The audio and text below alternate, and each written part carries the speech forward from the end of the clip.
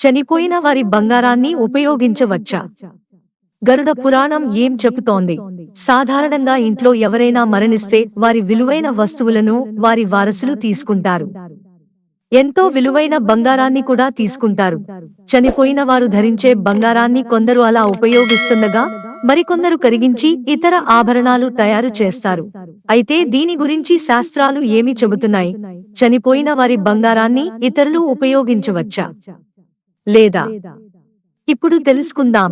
జ్యోతిష శాస్త్రం ప్రకారం చనిపోయిన వారు వాడే బంగారాన్ని వాడకపోవడమే మంచిది. ఎందుకంటే బంగారం సూర్యతో ముడిపడి ఉంది.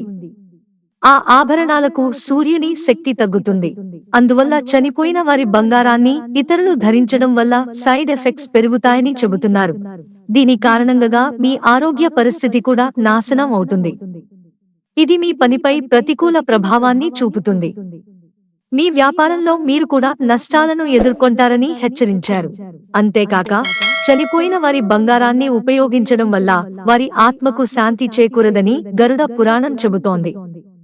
అతని ఆత్మ ఎల్లప్పుడూ సజీవ వ్యక్తులను ప్రభావితం చేస్తుంది. ఇది దోషానికి దారితీయవచ్చు.